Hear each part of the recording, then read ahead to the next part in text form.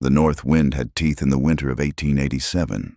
It bit at the Wyoming territory, scouring the plains down to a hard, pale bone of earth and ice in the town of Dry Creek, a place that was little more than a single scar of a main street. The wind howled a lonely tune around the sharp edges of the timber church, the squat post office, the saloon, and the blacksmith's forge. Smoke clawed its way from chimneys only to be torn apart and scattered across the gray expanse.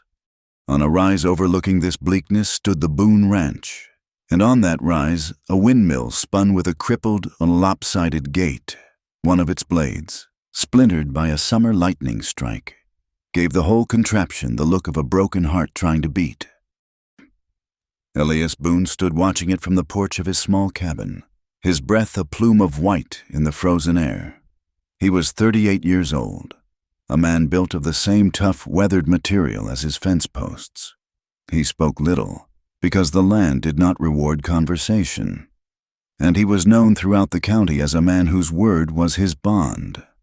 Inside him, however, was a silence deeper than his quiet nature, a hollow place carved out 2 years prior when the scarlet fever took his wife, Mary, and their son, little Jacob. He had buried them himself on the lee side of the hill, and a part of him had gone into the ground with them. His goal now was simple survival. To save the ranch was to keep the last piece of them. To love again was a thought he did not permit. He pulled his collar tighter against a wind that felt personal. This land can take the cold, he thought. I am not so sure I can. Further east, in a boarding house room that smelled of boiled cabbage and damp wool, Lila Hart folded a letter for the 10th time. At 27, she carried the quiet poise of the school teacher she had been, but her employment had ended when the school ran out of funds and shuttered its doors. Her past was a place she did not speak of, a locked room in her memory. The only visible key was a fine, silvery scar that crossed the tender skin of her wrist, a mark she always kept hidden beneath the cuff of her sleeve. With few options left, she had written to the Denver Matrimonial Society, her penmanship steady despite the tremor in her hands. The day had begun for Elias not with the rising sun, which was a pale suggestion behind a wall of cloud, but with a ride into Dry Creek. The notice from the bank felt heavier than its single sheet of paper. Silas Crow, the manager, had a way of smiling that did not involve his eyes. He slid the paper across his polished desk, his fingers plump and clean. It is a final notice. Elias, $300. You have 30 days, or the bank will be forced to foreclose. Elias read the words, though he already knew what they said. He could feel the eyes of another man in the room, Rafe Murdoch, whose vast herds and sprawling lands bordered his own modest spread, sat in a leather chair by the window, pretending to study the street, but Elias knew Murdoch was listening. Murdoch had wanted the Boone land for years, not for its grazing, which was poor after 2 seasons of drought, but for the creek that ran through it, a reliable source of water. Pinned to the wall behind Crow's desk was a new map, showing the proposed route of the Union Pacific Extension. A thin red line sliced straight through the territory, passing remarkably close to Dry Creek. Elias folded the paper and put it in his coat pocket. He gave a single, hard nod and left the bank without a word. The sound of quiet laughter followed him out into the wind. Back at the ranch, the problems were more immediate. A section of the north fence, the one bordering the Murdoch property, was down. The tracks in the snow told the story clearly, a wolf pack, hungry and bold. He had spent the morning resetting the posts, his hands raw and clumsy in the cold, his mind calculating. The herd was small, and the new calves were weak, their coats shaggy and their legs unsteady. Losing even one would be a disaster. Selling them now, underweight and out of season, would not bring in half of what he owed. That evening, the lamplight cast long shadows across the cabin floor. The room was clean, but empty. Mary's rocking chair sat still by the cold hearth. Elias opened a wooden chest and took out a thin file of papers. Among them was a letter from the Denver Matrimonial Society, with a description of a Miss Lila Hart, a teacher, good character, desperate circumstances.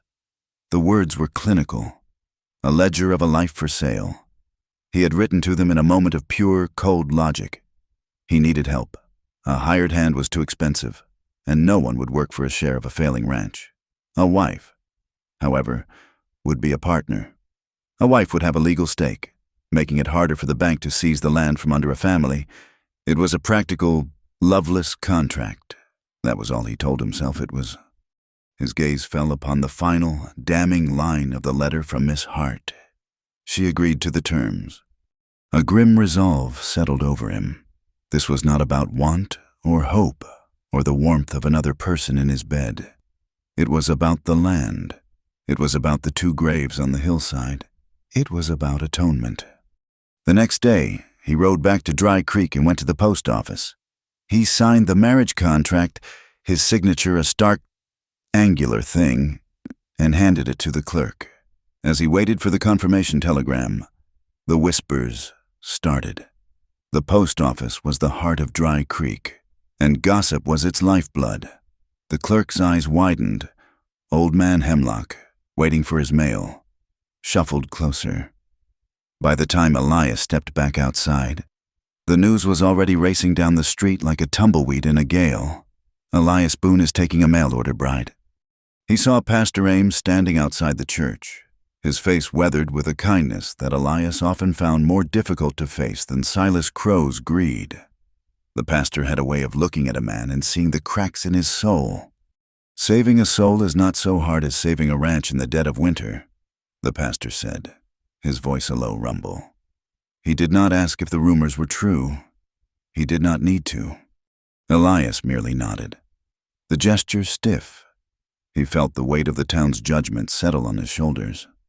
They would think he was trying to replace Mary. They would think he was a cold man buying a woman like he would a new plow.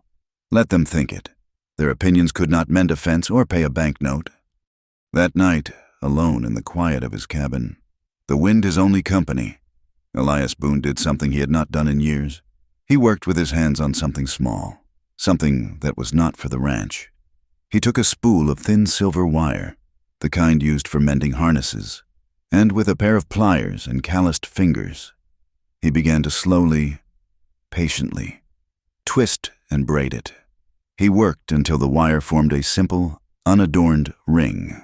It was not a thing of beauty, not a symbol of love, but a circle of silver to represent a contract, a cold, hard bargain made against the cold, hard winter.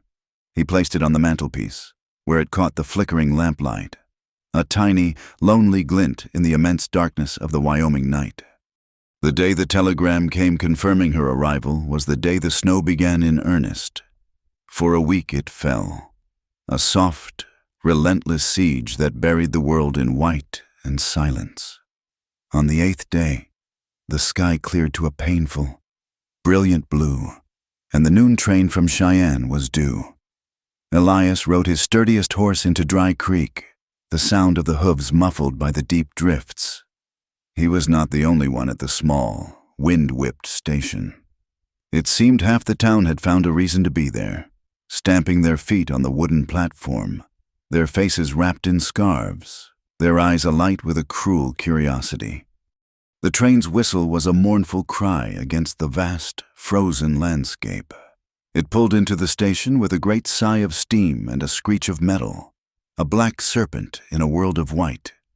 Doors opened, and a few bundled figures disembarked, but the townspeople only had eyes for one. They craned their necks, their whispers rising like steam in the frigid air. Then she appeared. It was a scene that would be spoken of for years, retold over winter fires and mugs of cheap whiskey. The mail-order bride arrived in torn rags, and the lonely widower's bold choice shocked the whole town. She stood in the doorway of the passenger car, a slim figure hesitating on the threshold between one life and the next. She wore a dark wool cloak, but one shoulder was ripped through, the fabric hanging in tatters as if a wild animal had clawed at it. Her face was pale with cold and exhaustion, and there was a smudge of soot on her cheek. She carried no luggage, only a small, worn Bible held tightly in two hands. Lila Hart stepped down onto the platform, her gaze sweeping over the collection of staring faces before landing on the tall, unsmiling man who stood apart from the others. She walked toward him, her steps even despite the ordeal that was written all over her. "Mr. Boone," she asked, her voice quiet but clear. He just nodded, his own throat too tight for words. He could hear the whispers from the crowd. "Look at her, a beggar. He must be desperate." Some said he was just buying cheap labor, others that he was a man starved for a woman, any woman. The words were like stones, and he felt an unfamiliar urge to shield her from them. Without a thought, he shrugged out of his heavy sheepskin coat and draped it over her shoulders. It swallowed her small frame, but the warmth was immediate. "There was a robbery on the line," she explained, her voice low. "They took my trunk, my papers. I have only this." She held up a creased letter from the Denver Matrimonial Society. He glanced at it, then met her eyes. They were a steady, clear gray, like a winter sky just before the sun rises. He saw fear in them, but also a strength that surprised him. "Come on," he said, his voice rough. He led her straight from the station to the church. He did not take her to the general store for supplies or to the saloon for a warm drink. He would give the gossips no more fuel. As they walked the short distance down the main street, he was aware of every curtain that twitched, every face that turned to watch them pass. He saw Owen Pike, the blacksmith, pause with his hammer in mid-air. He saw May Lynn, the owner of the mercantile, her sharp, intelligent eyes following them from behind her neatly stacked tins of beans. And he saw Silas Crow, standing outside the bank, a smirk playing on his lips. "Little money," Crow murmured to the man beside him, just loud enough for Elias to hear, and a tattered woman to match. Elias's jaw tightened, but he kept walking. Pastor Ames met them at the door of the church. He looked from Elias's grim face to the young woman bundled in his oversized coat. His expression was one of gentle sorrow, not judgment. The ceremony was the sparsest the pastor had ever conducted.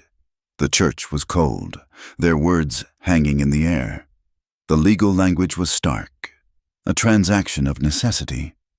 Elias produced the ring he had made, the simple loop of braided silver wire. He took Lila's hand. It was cold, but her fingers were long and slender. As he slid the ring onto her fourth finger, a strange feeling went through him.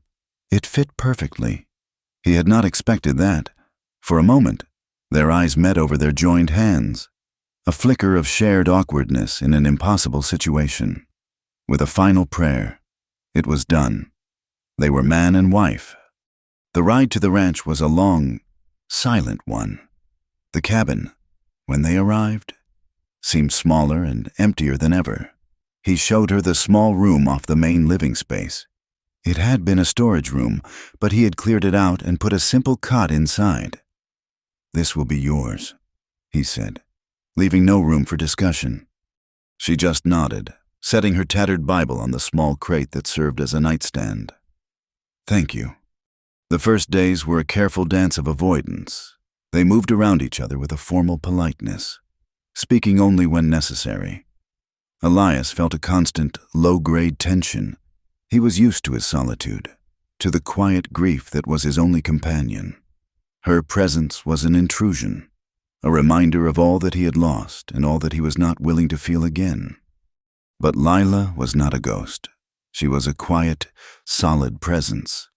On the second morning, he found her in the barn, her brow furrowed in concentration as she stitched a tear in a horse's saddle blanket, her work small and neat. He had just watched her, then turned and walked away without a word. The third evening brought a new crisis. One of the heifers, a young first-timer, was having trouble calving. The calf was breech.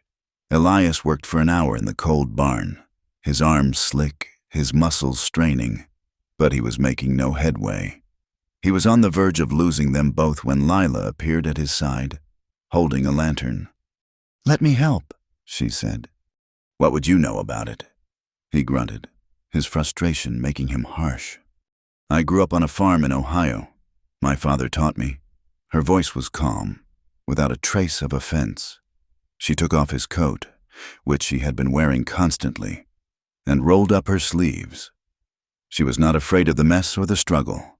Her hands, though slender, were strong and sure. She spoke to the distressed animal in a low, soothing voice, and following her quiet instructions, they worked together. An hour later, a wet, shivering calf lay in the hay, and the mother was safe. Elias leaned against the stall, breathing heavily, watching as Lila gently rubbed the newborn calf dry with a clean sack. He had never expected this. He had bargained for a pair of hands, an administrative convenience. He had not bargained for competence, for a quiet courage that met his own. Later that night, as the wind howled outside, he saw her sitting by the fire. She had taken the torn cloak and a pair of shears. With methodical precision, she began cutting the ruined fabric into long, neat strips. "What are you doing?" he asked. "That new calf, its front legs are weak. They need to be braced. These will work as wraps." She held up one of the strips of wool, the torn rags, the symbol of her humiliation at the train station, were being transformed. In her hands, they were no longer a mark of shame, but a tool for healing, for saving something small and helpless. Elias stood in the shadows and watched her, and for the first time in 2 years, he felt something other than grief or anger or the cold weight of obligation. It was a flicker of grudging admiration, a feeling as foreign and unwelcome as it was undeniable. The quiet competence Lila had shown in the barn did not thaw the frost between them, but it did change its nature. It was no longer the ice of pure strangeness, but the brittle, thin ice of a creek in early winter, where two people walked carefully on opposite banks. Elias kept to his routines, rising before dawn and working until the light failed. His movements economical and his words few. He was acutely aware of her, a new center of gravity in his small, solitary world.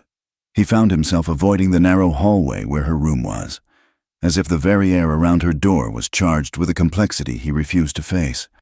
The guilt he carried for Mary was a constant companion, and the presence of this new woman felt like a betrayal, even if the arrangement was one of pure necessity. Winter tightened its grip. The snow was followed by a vicious ice storm that encased every branch, every fence post, every blade of dead grass in a clear, heavy sheath. The world looked beautiful and deadly.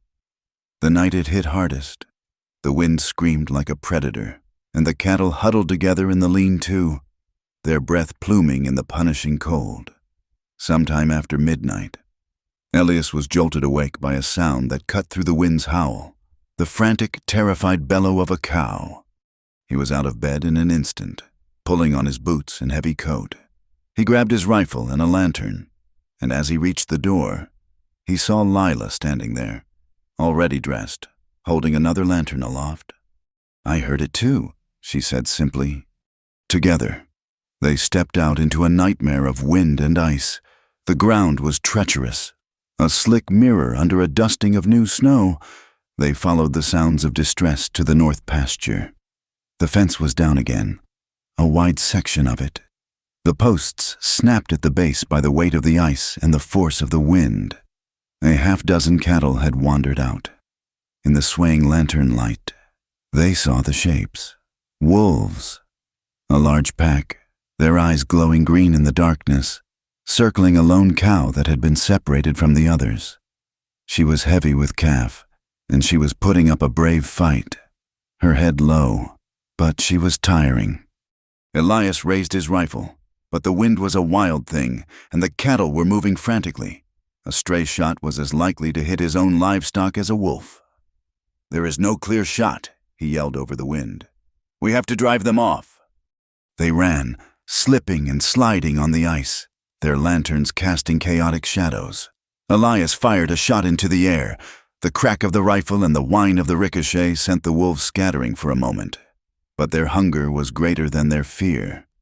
They regrouped at a distance, watching, waiting. Elias and Lila managed to get between the wolves and the terrified cow, shouting and waving the lanterns, slowly, painstakingly. They herded the frightened animal and the others who had strayed back toward the gaping hole in the fence. The pregnant cow was limping, a dark gash on her flank. They spent the next 2 hours in the freezing dark, making a temporary repair. Elias drove new posts into the frozen ground with a heavy mallet, his breath coming in ragged bursts of effort. Lila held the lantern steady, her face numb with cold, handing him lengths of wire and bracing the posts while he worked. They moved as a team, a grim, silent efficiency born of shared crisis. By the time they stumbled back into the cabin, the first hint of a gray dawn was breaking. Elias slumped into a chair by the hearth, every muscle in his body aching with cold and exertion. He had a deep cut on his hand from a slipped wire, and his back was a knot of pain. Lila stoked the fire, her movements stiff. She disappeared into her room and returned with a small bottle of rubbing alcohol and a clean cloth. "Take off your shirt," she said. It was not a request. He hesitated, then did as she said, the cold air hitting his skin. He sat with his back to her. The sting of the alcohol on his raw, chilled skin made him flinch. But then came a spreading warmth as she worked the liniment into his bruised muscles. Her touch was firm and impersonal, yet it was the first time a woman had touched him with any kind of care in 2 long years. He sat rigid, his hands clenched into fists on his knees. When she finished, he did not move. The cabin was quiet except for the crackle of the fire and the unabated shriek of the wind. The cold was still deep in his bones. Without a word, she pulled a heavy wool blanket from his bed, wrapped it around both of their shoulders, and sat on the floor beside his chair. They huddled together in the small circle of warmth, not speaking, listening to the storm. He could feel the slight tremor in her body from the cold. He was aware of the scent of her hair, something clean like soap and winter air. A strange, protective instinct rose in him, followed immediately by a sharp jab of guilt. He pulled away abruptly, standing up. "I need to check the stock," he said, his voice harsher than he intended. He left her sitting by the fire, the blanket pooled around her. The next week, Elias rode into town for supplies. His first stop was the bank. Silas Crow greeted him with his usual thin smile. The notice had only 10 days left on it. "A hard winter, Boone," Crow said, leaning back in his chair. "A man could lose everything." Rafe Murdoch was telling me just the other day how he might be interested in expanding his holdings. A sensible man knows when to cut his losses. Selling to Murdoch would be the logical thing to do. "It is my land," Elias said, his voice flat. "For now," Crow replied, tapping a manicured finger on the ledger before him. "For now." Elias left the bank with a cold knot in his stomach. He bought the grain and salt he needed from Mei Lin at the mercantile. She watched him with her intelligent eyes, saying nothing of his new wife. But he saw a measure of respect in her gaze that had not been there before. While Elias fought the ranch's battles, Lila started a quiet campaign of her own. She had noticed the handful of children in Dry Creek, running wild while their parents worked. She went to Pastor Ames. "I was a teacher," she told him. "The children here have no school. If you would allow me the use of the church meeting room in the afternoons, I could teach them their letters and numbers." The pastor looked at her, his gaze kind. "And what would you ask in payment?" "Mrs. Boone, a bag of beans, a little flour, perhaps some coal for our stove, whatever the families can spare." A few days later, a small, makeshift school was in session. 6 children, ranging in age from 6 to 10, sat on rough benches, their eyes wide with curiosity as Lila drew the alphabet on a small slate board. The work seemed to settle her, in the quiet order of the schoolroom. She was in her element. One afternoon, as her small class was leaving, the 2 o'clock train whistle blew, a long, piercing sound that carried for miles on the cold, clear air. Lila froze. The piece of chalk she was holding slipped from her fingers and shattered on the floor. Her hand flew to her wrist, her fingers covering the faint, silvery scar. Her face went pale, and her breathing became shallow. One of the children, a small girl named Sarah, saw her distress. "Are you all right, Mrs. Boone?" Lila forced a smile, though it did not reach her eyes. "Yes, dear, just a sudden chill. Run along now." But long after the children had gone, she sat staring at the door, the sound of the whistle echoing in her memory, a harbinger of a past she had traveled 1,000 miles to escape.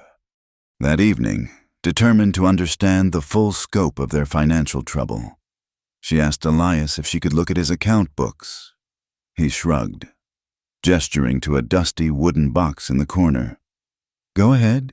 It is your trouble as much as mine now." She spent hours by the fire, the ledgers spread out on the floor. His bookkeeping was simple, almost primitive, but as she cross-referenced his expenses with the statements from the bank, she found something that made her stop. It was a bill from the previous year for a large quantity of fertilizer from a supplier in Cheyenne. It was a substantial amount, one that had been added directly to the principal of his loan. She looked at the signature on the invoice. It was a crude, clumsy imitation of Elias's name. She knew his real signature from the marriage contract, the hard, decisive strokes. This was not it. Furthermore, she knew enough about ranching to know that the amount of fertilizer listed was far more than his small acreage of hay pasture would ever require. It was a phantom charge, a fiction, a theft hidden in plain sight. She sat there for a long time, the fraudulent paper in her hand, the firelight dancing on Silas Crow's spidery handwriting at the bottom of the page. The cold she felt had nothing to do with the Wyoming winter. It was the chill of calculated deceit. She looked over at Elias, who was mending a bridle by the fading light, his face a mask of exhaustion and worry. He was fighting enemies he could see, the wolves, and the weather. He had no idea the real predator walked on 2 legs and smiled at him from behind a polished desk. "Elias," she said, her voice barely a whisper, "I think you need to see this." Elias stared at the paper in Lila's hand. He took it from her, his knuckles white. He held it close to the lantern, his eyes tracing the forged signature, the inflated numbers. A cold, quiet rage began to build in him, different from the hot anger he felt toward wolves or the weather. This was a personal violation, a deliberate act of treachery. He saw it all clearly now, the patient circling of the vultures. Crow and Murdoch were not just waiting for him to fail, they were actively engineering it. He crumpled the invoice in his fist. "What can we do?" Lila asked, her voice low. "We have no proof he was the one who signed it. It is his word against ours, and he holds the mortgage." Elias said nothing. He walked to the window and looked out at the endless, frozen dark. For the first time, the fight felt almost hopeless. The land was a tangible enemy he could understand. This quiet, legal thievery was a different kind of monster. The discovery of the fraud, while disheartening, lit a small fire in Lila. She saw that their survival depended not just on mending fences, but on building alliances, however small. Her little school for the children had become a minor success. The parents, grateful for the respite and their children's newfound knowledge, paid her in sacks of potatoes, jars of preserves, and slabs of bacon. The Boone cabin, while still sparse, no longer had the hollow feel of imminent starvation. Word of her teaching spread. One afternoon, a grizzled miner named Jeb, his face permanently etched with coal dust, appeared at the church door, his hat clutched in his huge, chapped hands. He was followed by 2 younger men who worked laying track for the coming railroad. "Ma'am," Jeb began, his voice a gravelly rumble, "the boys and me, we was wonderin'. We never got no learnin'. We cannot read the contracts they make us sign, nor write letters home. We'd pay, we get coin." And so, Lila's school expanded in the late afternoons, after the children had gone. A half-dozen rough men would file into the church meeting room. They sat hunched over their slates, their brows furrowed in concentration as they painstakingly formed their letters, their calloused fingers struggling to hold the small pieces of chalk. Lila taught them with the same patient dignity she afforded the children, and in return, they paid her in firewood, flour, and a fierce, quiet loyalty. The small trickle of income and supplies from the school gave Elias an idea. He was a good mechanic, skilled at repairing the intricate workings of the reapers and threshers that sat idle during the winter. He went to Owen Pike's forge.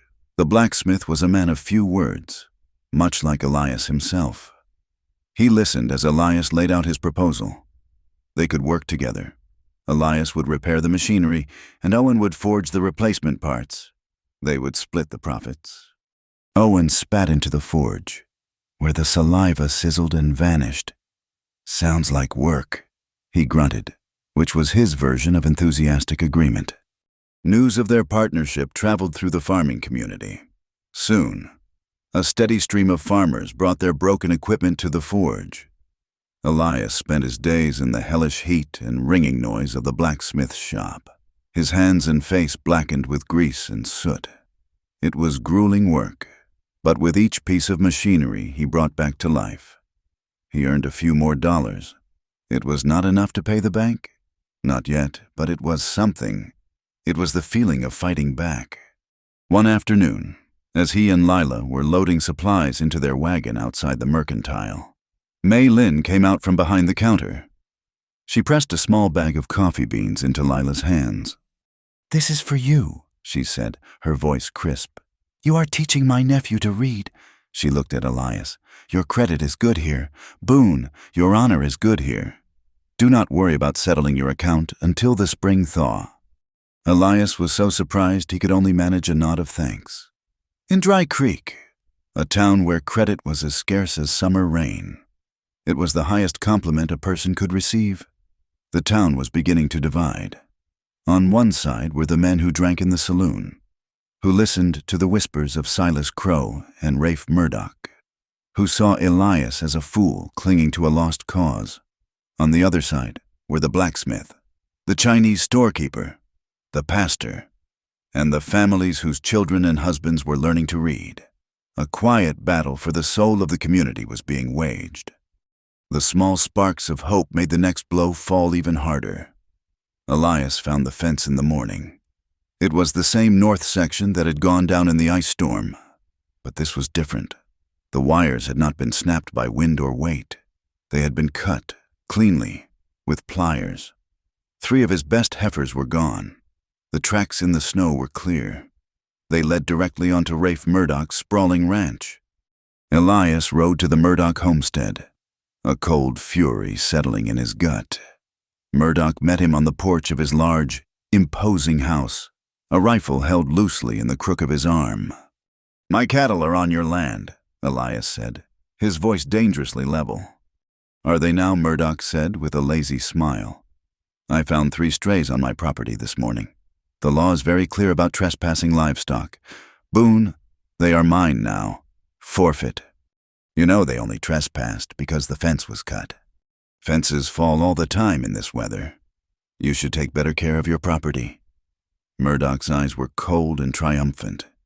He knew he had the law on his side, and he enjoyed the power it gave him.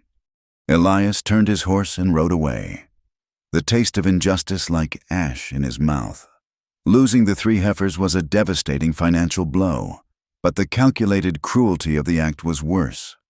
When he stopped at the bank to withdraw the last of his meager funds for more wire, Silas Crow called him into his office. The big map of the railroad route was unrolled on his desk. "A terrible shame about those cattle, Boone," Crow said, his voice oozing false sympathy. "This is a hard country. A man can find himself worn down to nothing." He tapped a fat finger on the red line that cut across a section of the map labeled Boone Ranch. "The railroad is coming. Progress. They need your land. I can make you an offer, right now. A generous one. Considering your circumstances, enough to pay your debts and leave this place with a little something in your pocket." It was a lowball offer, barely a fraction of what the land, with its reliable water source, was truly worth. It was an insult disguised as a lifeline. Elias looked from the map to Crow's smug face, and he understood. This was the final squeeze. He rode home in a state of grim despair. He told Lila what had happened. She listened patiently, her hands busy mending one of his shirts. The small, domestic act was a strange comfort in the face of their ruin. When he was finished, she was silent for a long moment. Then she said, "There is the oak grove on the east pasture." He frowned. "What about it? It is too rocky to graze." "The trees, Elias. They are old growth. The wood is hard and straight. The sawmill in Cheyenne pays a good price for seasoned oak, especially for building the new railroad bridges." He had never even considered it. The grove was just a part of the landscape, a place he had ridden through 1,000 times without a second thought. That is a long haul to Cheyenne. "We would not have to haul it," she said, her eyes alight with the idea. "We could send a telegram, negotiate a price for them to come and fell the trees they want, a selective cut. We could sell just enough to pay the banknote." It was a bold idea, a lifeline he had not seen. The next morning, they rode out to the grove together. The old oaks stood silent and majestic, their bare branches black against the snow. Lila was right. The timber was good. A sense of cautious optimism, a feeling he had not allowed himself in years, began to take root in his heart. That evening, as the sun set in a blaze of orange and pink behind the distant mountains, they stood on the small hill where Mary and Jacob were buried. 2 simple wooden crosses marked the spots. Elias had not brought Lila here before. He had not been able to share this place with anyone. He cleared his throat. "This is them," he said, the words rough. "Mary, and our boy, Jacob. The fever took them. I was away on a cattle drive. I thought the money was more important. By the time I got back, it was too late." He stared at the graves, his face a mask of old, unhealed pain. Lila did not say anything for a long time. The silence was filled with the sound of the wind sighing through the tall, dry grass. Then she did something that stunned him. She reached up and gently slipped the simple silver wire ring from her own finger. She took his large, calloused hand in hers and slid the ring onto his finger. It was too small to go past the knuckle, but it rested there, a circle of shared hardship. "I did not come here to replace anyone," she said, her voice soft but firm, her clear gray eyes meeting his. "I came to stand beside you." He looked down at the ring, then at her face, illuminated by the last light of the day. In that moment, something inside him shifted. The hard wall he had built around his heart developed a small, almost imperceptible crack. He was not alone in this fight, and that, he realized, might make all the difference. The telegram to the Cheyenne sawmill was sent, and for a few days, a fragile sense of hope settled over the Boone Ranch. It was a foreign feeling, like the unseasonable warmth that suddenly swept down from the mountains. The Chinook wind arrived overnight, a soft, warm breath that spoke of a false spring. The temperature climbed, and the deep snow began to melt with astonishing speed, revealing the pale, winter-killed grass of the prairie beneath. The world dripped and thawed, and the air, for the first time in months, did not hurt to breathe. But the old-timers in Dry Creek watched the sky with worried eyes. They knew the Chinook was a fickle friend. It took the snow, but it left the land dangerously dry. The fire started as a rumor on the wind, a faint, acrid smell that Elias caught while repairing a water trough. He climbed to the top of the broken windmill for a better view. On the southwestern horizon, a smudge of dark smoke stained the perfect blue sky. It was miles away, but the Chinook was blowing hard and steady, pushing the smoke plume eastward, pushing it directly toward them. He ran back to the cabin. Lila was outside, shaking a rug, her sleeves rolled up in the strange warmth. She saw the look on his face, and her own went still. "Fire," he said, the single word all the explanation needed. It is moving fast. Panic, cold and sharp, tried to take hold of her, but she forced it down. What do we do? The cattle. We have to get them to the creek bed. It is the only place low enough and damp enough to offer any protection. I will ride for help. We need to burn a break. The next hour was a controlled chaos. The cattle, smelling the smoke on the wind, were skittish and wild-eyed. Elias, on his best horse, rode like a demon, his voice sharp with commands. Lila, on foot, used a long branch to help turn the herd, her fear a hard knot in her stomach. The smoke was thicker now, a gray curtain advancing across the prairie, and they could hear a low, distant roar, like a constant waterfall. They managed to push the last of the herd down the steep bank into the shallow, muddy creek just as the sky began to turn a sickly orange. The air was hot and thick with ash. "Stay with them!" Elias yelled, his face grim, his eyes already red from the smoke. "No matter what, keep them in the water." He spurred his horse and galloped toward Dry Creek, a lone rider against an apocalyptic sky. Lila was left with the terrified animals and the sound of the approaching inferno. She waded into the cold, knee-deep water, speaking to the cattle in a low, steady voice she did not know she possessed. The heat was becoming intense, and embers, carried on the wind, began to fall around them like malevolent red snowflakes. Elias reached Dry Creek and found the town already in a state of alarm.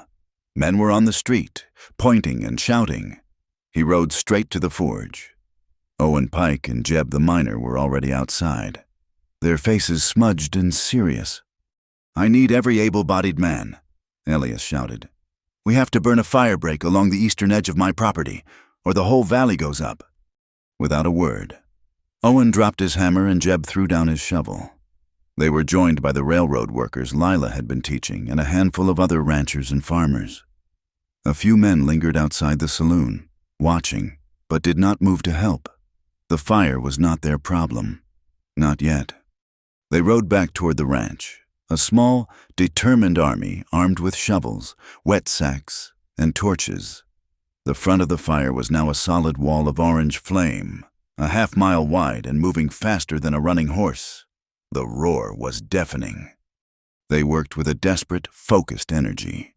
Elias directed them, his voice raw from shouting over the noise. They lit a controlled backfire, a line of flame designed to creep toward the main blaze, eating up the dry grass that was its fuel. It was a dangerous, brutal job. The heat was scorching, the smoke a choking blanket.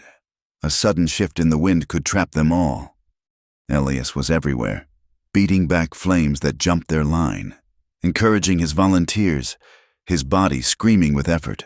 The main fire was almost upon them. A gust of superheated wind, a precursor to the flame wall, ripped through the line. A burning branch, torn from a cottonwood, cartwheeled through the air and struck Elias's horse. The animal screamed and reared, throwing Elias to the hard, baked ground. He landed with a sickening crack. The wind knocked out of him. Before he could move, the horse, in its panic, lashed out with its hooves. A glancing blow caught Elias on the forehead, and the world went black. Owen and Jeb dragged him back from the fire line just as the two blazes met in a colossal roar, sending a tower of flame and smoke hundreds of feet into the air. The firebreak held. The main fire, starved of fuel, began to die down, moving past them and leaving behind a blackened, smoking wasteland. They brought Elias back to the cabin as dawn was breaking. The world was a monochrome of black and gray. The air stank of soot and ruin. Lila, seeing them carry his limp body, felt her heart stop. She had managed to keep all the cattle safe, but the cost was written on the unconscious face of her husband. "He is alive," Owen said gruffly, "but he is hurt bad." They laid him on his bed. He had a long, deep gash on his forehead, and every time he tried to breathe, a spasm of pain crossed his face. His ribs, Owen said, "I think one is broken." There was no doctor in Dry Creek. The nearest one was a day's ride away. Lila took a deep breath. She sent Owen for clean water and Jeb for the strongest whiskey he could find. She tore a clean sheet into strips. When they returned, she looked at them. "I need to stitch this cut. You will have to hold him down." She cleansed the wound with the raw whiskey, her touch as gentle as she could make it. Elias groaned and his eyes fluttered open. He was disoriented, his gaze unfocused. "Lila," he rasped, "the cattle—" "They are safe," she said softly. "Now you need to be still. This is going to hurt." She threaded a sturdy needle with thick, boiled thread. With Owen and Jeb holding his shoulders, she took another breath and pushed the needle through his skin. He cried out, a raw, ragged sound, and arched his back, but he did not fight them. She worked quickly, her hands surprisingly steady, her face a mask of concentration. She laid 10 neat, black stitches to close the wound on his forehead, her heart aching with every one. When she was done, she wrapped his ribs tightly with the strips of sheet, her hands moving with a tenderness that was almost an embrace. Owen and Jeb left soon after, leaving them alone in the quiet, smoke-filled cabin. For the rest of the day and into the night, Lila sat by his bed, bathing his face with cool water and giving him sips of whiskey for the pain. He drifted in and out of a feverish sleep. The next morning, the sun rose on a devastated landscape. As far as the eye could see, the prairie was a black, charred desert, but the cabin, the barn, and the creek bed had been saved. Elias was awake, his eyes clear but filled with pain. He tried to sit up, but Lila gently pushed him back down. "You need to rest. You have a broken rib and a head wound." He looked at her, at the dark circles under her eyes, the streaks of soot on her face that she had not bothered to wash away. He saw the frayed edge of her courage and the depth of her exhaustion. He reached up and his fingers lightly touched her cheek. "You saved them," he whispered. "You saved everything."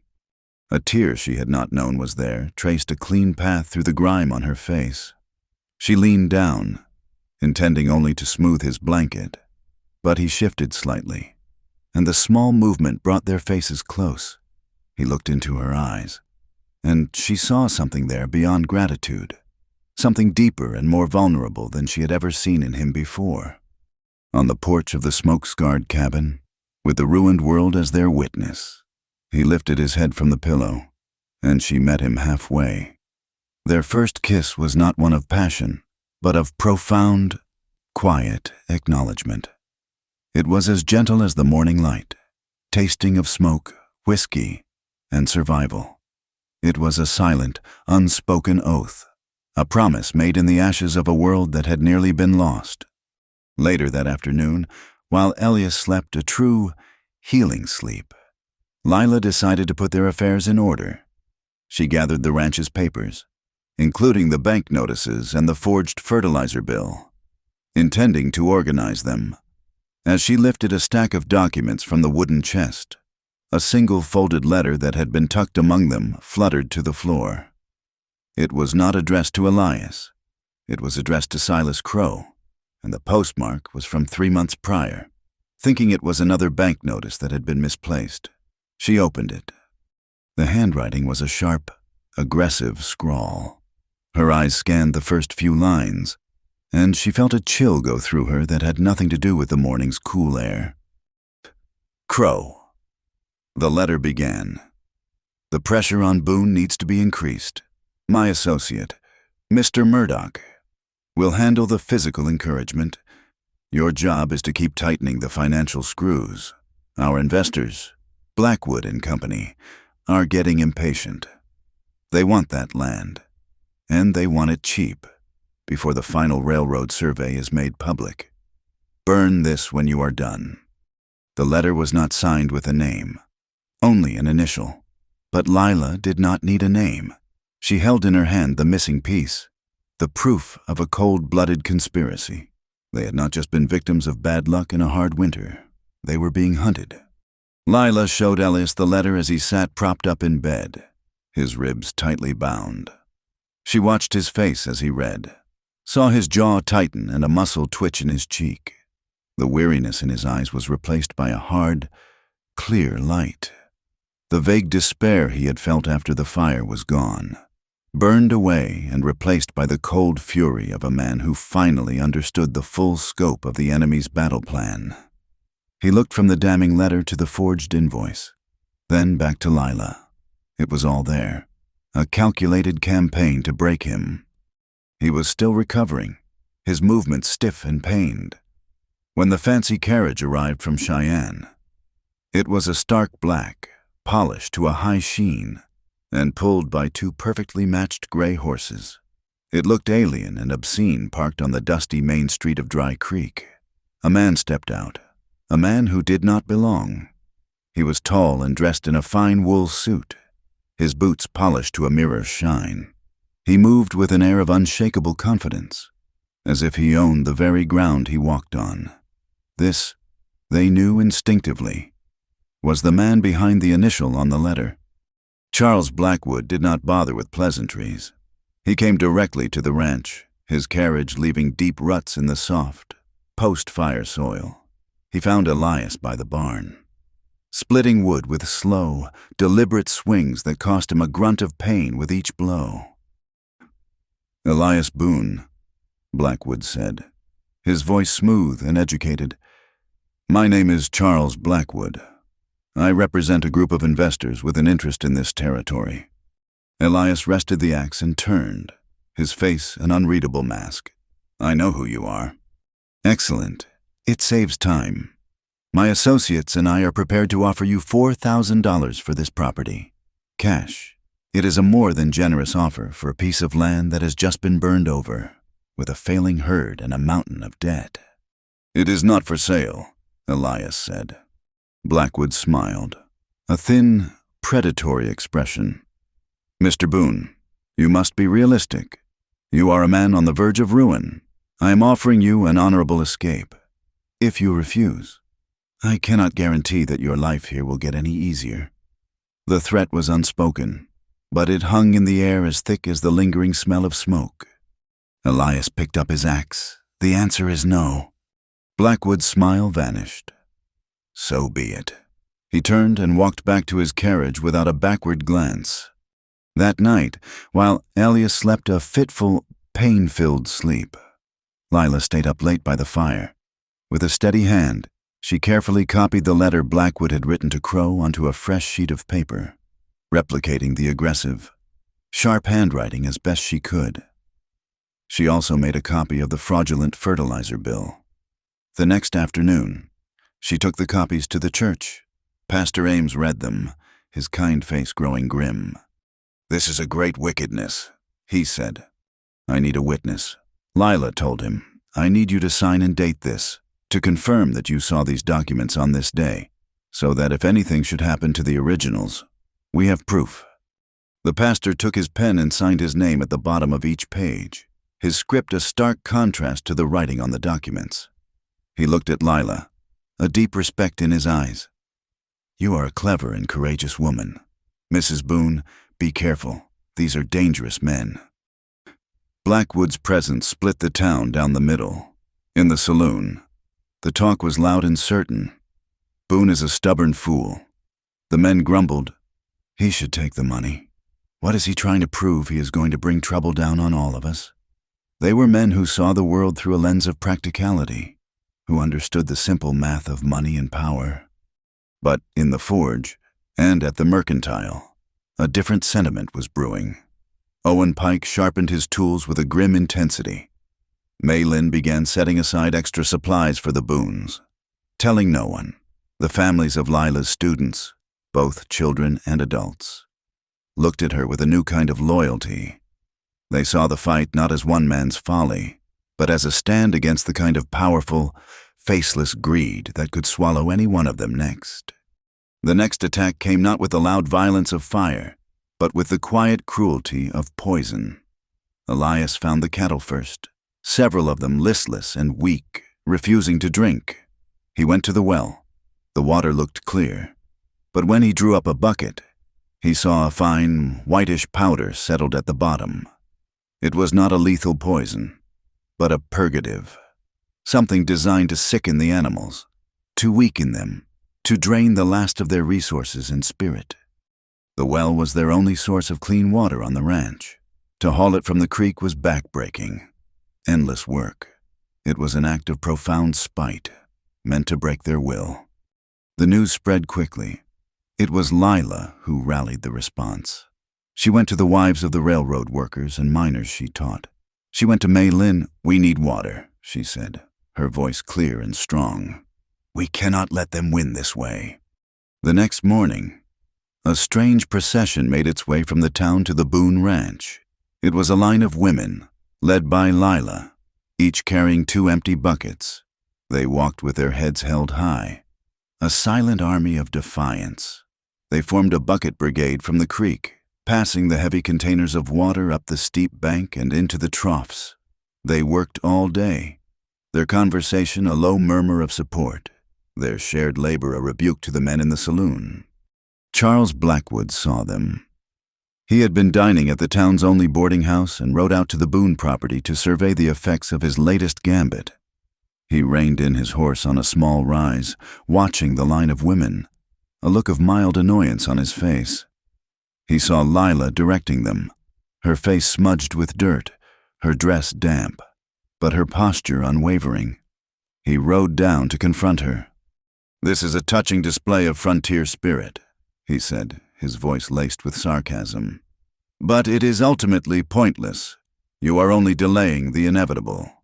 Lila stopped. Placing a full bucket carefully on the ground, she looked up at him, shielding her eyes from the sun. "Law comes with money. Mr. Blackwood, I believe that is what you think." "It is not what I think," he said smoothly. "It is a fact of life." "And conscience comes with a name," she replied, her voice steady and clear. "We are a small town. We have long memories. Everyone here knows your face. Everyone will remember what you did." For the first time, a flicker of uncertainty crossed Blackwood's features. He was used to dealing in contracts and ledgers, in the impersonal mechanics of power. He was not used to being confronted with the simple, unyielding currency of a person's reputation in a community where that was all they had. He said nothing, merely giving her a cold look before turning his horse and riding away. Lila knew it was time. The small acts of defiance were not enough. They needed the law, however flawed it might be, on their side. That evening, she gathered her copies, the originals of the letter and the forged bill, and the silver wire ring that Elias had given back to her for safekeeping. She rode into the county seat, a larger town 10 miles to the north. She went to the office of the sheriff, a weary, overworked man named Brennan. She laid out her evidence on his cluttered desk. He listened, his expression skeptical at first, then hardening as he read the documents. Next, she went to see a young lawyer, a man named Benjamin Hart, whose name she had seen on a shingle. He was young and eager, with honest eyes. He listened to her story, his initial excitement turning to a sober understanding of the powerful forces she was up against. "We can file for an injunction," he told her, "in order to prevent them from harassing you further, but they will fight it. You will need more than this. You will need people willing to speak for you." When Lila returned to the ranch late that night, she found Elias waiting on the porch. The fire was back in his eyes. While she had been seeking the law, he had been seeking justice of a different sort. Owen was with him, and Jeb, and the railroad men. Their faces were grim in the moonlight. "We are not waiting for them to make the next move," Elias said, his voice low and determined. "We will stand watch, every night. They want this land. They will have to come through us to get it."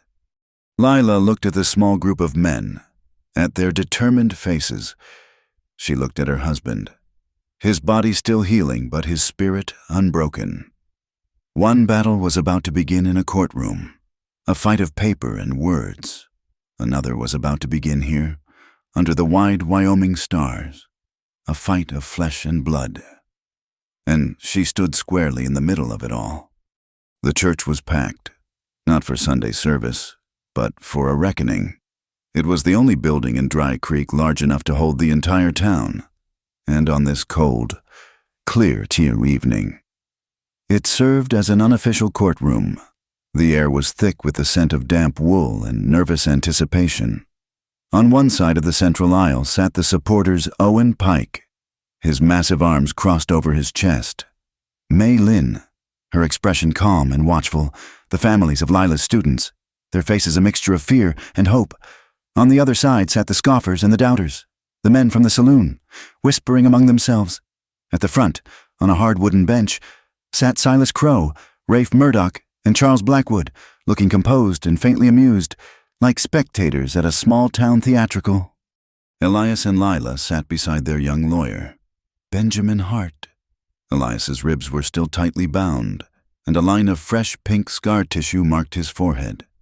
He sat straight, his hands resting on his knees, his gaze fixed on his opponents. The proceedings began, with Pastor Ames acting as a reluctant moderator. Benjamin Hart, his voice trembling slightly at first, stood and addressed the assembly. He laid out the case simply, speaking not of complex legal theories, but of fairness and community. He presented the forged fertilizer bill, and then the copy of the letter from Blackwood to Crow, the one Lila had transcribed and the pastor had witnessed. Blackwood let out a short, dismissive laugh. A piece of paper, a child's copy of a supposed letter with no signature. This is your evidence. This is a farce. Silas Crow smirked.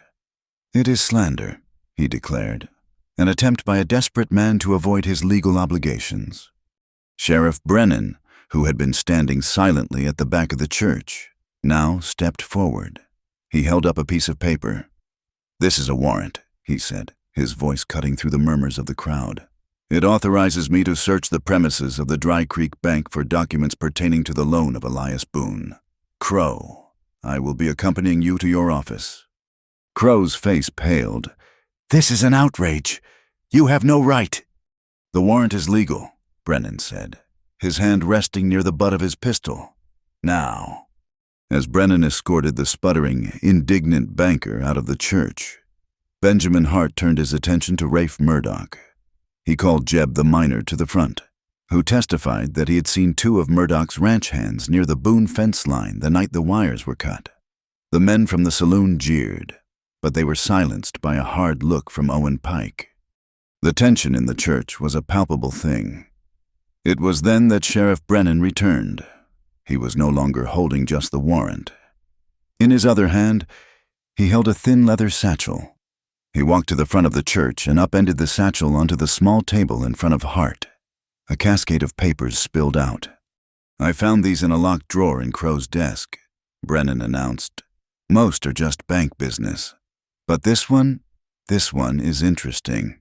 He handed a single letter to Hart. The young lawyer read it, his eyes widening. He looked at Blackwood, whose confident smirk had finally vanished, replaced by a look of cold fury. This, Hart said, his voice ringing with newfound confidence, is another letter. This one is from Mr. Blackwood's personal effects, forwarded to him here in Dry Creek. It is from the chief surveyor of the Union Pacific Railroad. He held it up for all to see. It details the final, approved route for the new line, and it confirms that the primary obstacle in this region is the lack of a reliable, high-volume water source for the steam engines. A problem, the surveyor notes, that would be solved by securing access to the deep aquifer that runs directly beneath the Boone Ranch. A collective gasp went through the church. And there is more, Hart continued, picking up another paper.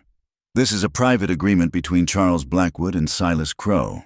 It promises Crow a 10% share in the profits from the sale of the Boone land to the railroad, a sale they intended to secure for a pittance after driving its rightful owner to ruin. The room erupted. The men who had supported Elias were on their feet, shouting. The saloon crowd was silent, their faces a mixture of shock and dawning shame. It was in that moment of chaos that the cry came from the back of the church. Fire! The Boone place! The barn is on fire! For a heartbeat, everyone froze. Then there was a mad scramble for the doors. Elias grabbed Lila's hand, his face a mask of disbelief and rage. They ran out into the night. Against the dark sky to the east, a terrible orange glow was rising, painting the underside of the clouds. It was a last, desperate act of destruction. When they reached the ranch, the hay barn was a roaring inferno. The heat was a physical blow, and the air was filled with the terrified bellowing of the trapped animals. Elias's small group of night watchmen had been overwhelmed, their attention drawn by a diversion before the fire was set. "The calves!" Lila cried, her voice filled with anguish. "The new calves are in there." Before Elias could stop her, she pulled her hand free and ran toward the burning structure. She soaked a burlap sack in the water trough and held it over her mouth and nose. The main barn doors were blocked by a wall of flame, but she knew there was a smaller side door. She kicked it open and plunged into the blinding, choking smoke. Elias, his own injuries forgotten, screamed her name. He grabbed a heavy axe from the woodpile. "Lila!" He ran to the side of the barn where she had disappeared. The smoke was too thick. He could not see.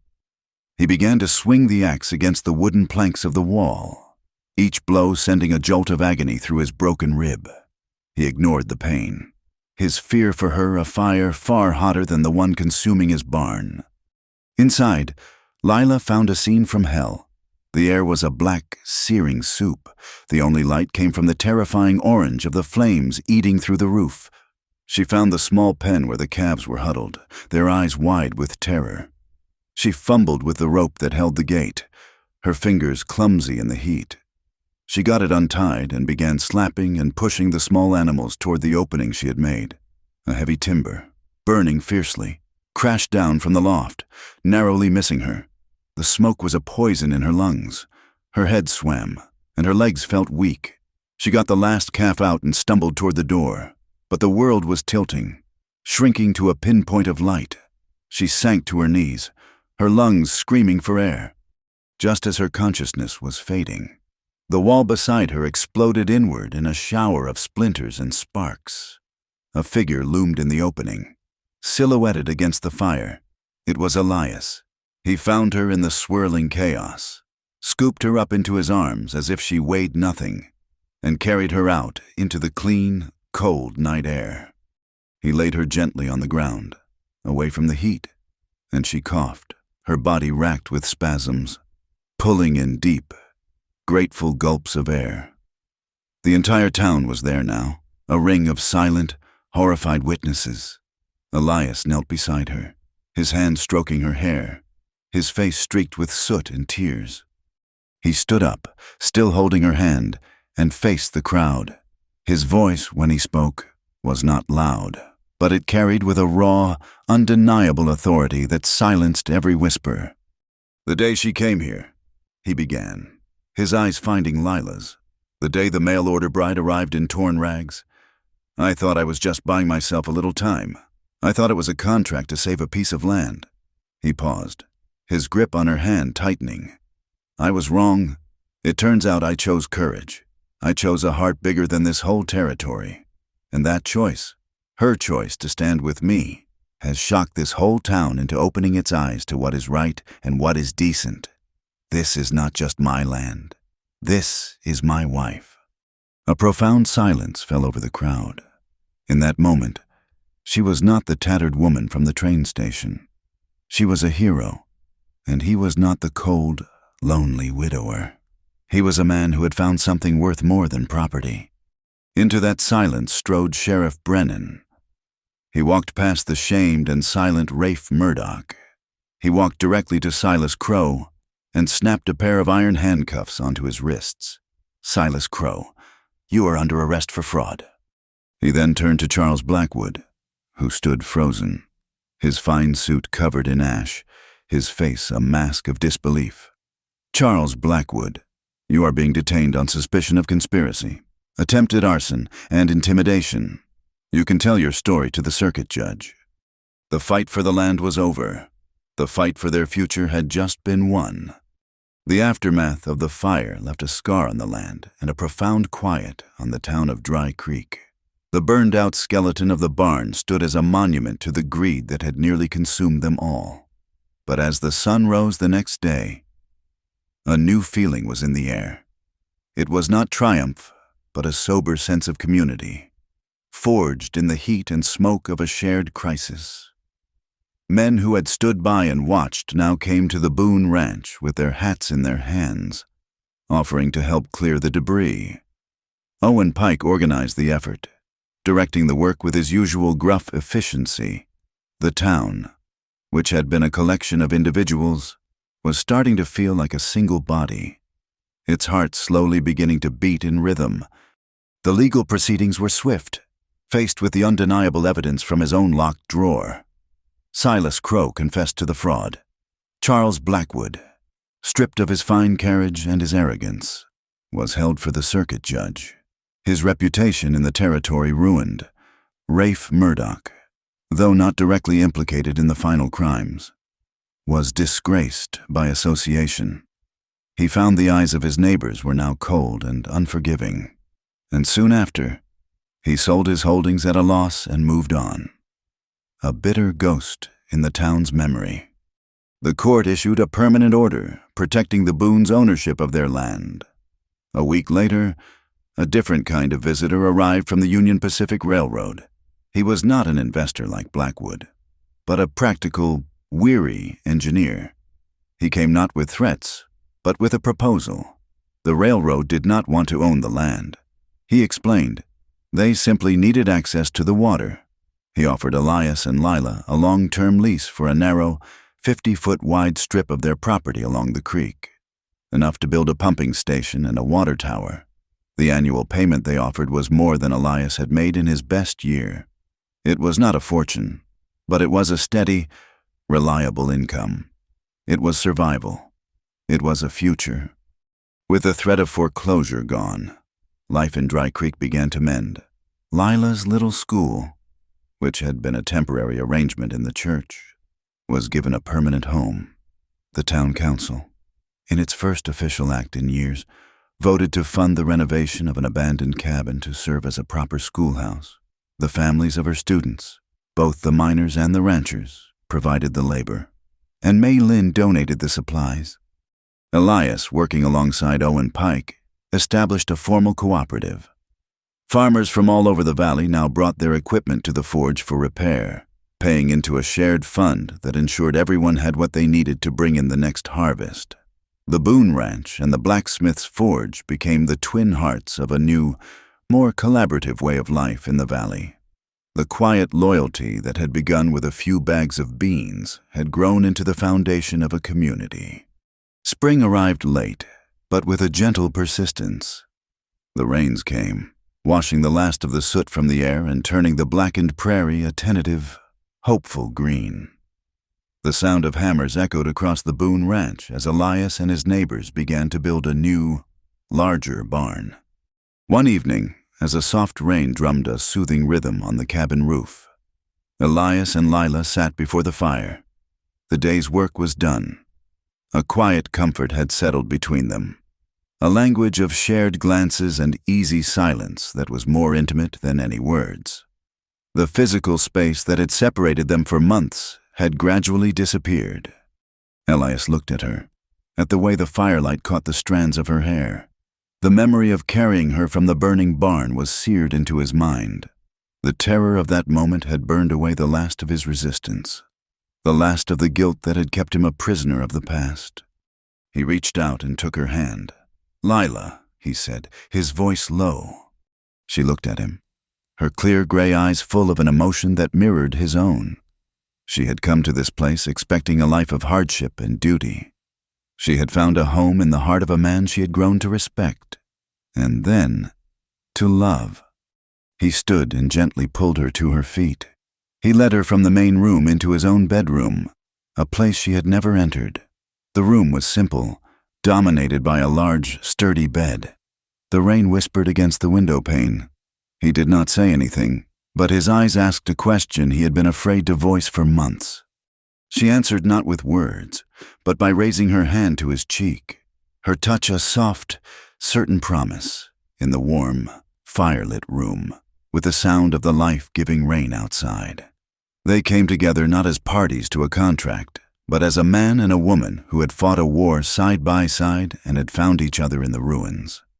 It was a quiet, tender coming together, an act of profound respect and gentle discovery, a final unspoken healing of two lonely souls who were no longer alone.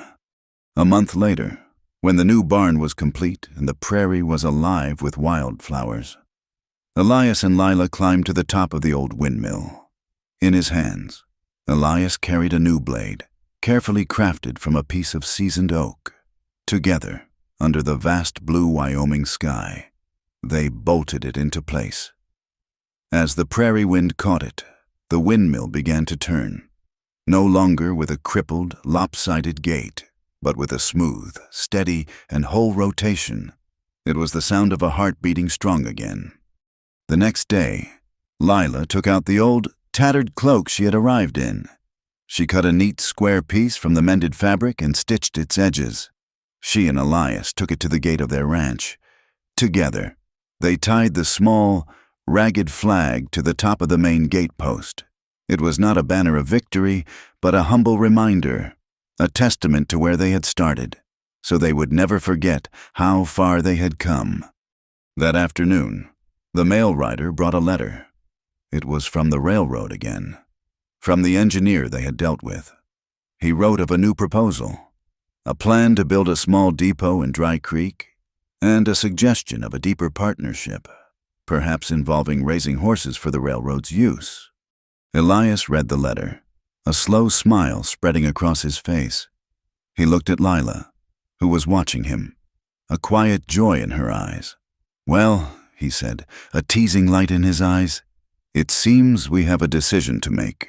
Should we raise more horses, or should we think about raising children first?" Lila smiled, a warm, genuine smile that reached her eyes and transformed her face. She looked out at the greening fields, at the new barn, at the windmill turning steadily against the sky. She put her hand on his. "Let's let the land answer," she said. Thank you for listening to our story. We would love for you to comment where you are listening from so we can all connect and share our thoughts. And please subscribe to my channel Wild West Night, like this video, and support us further by pressing the hype button so our story can be heard by more people.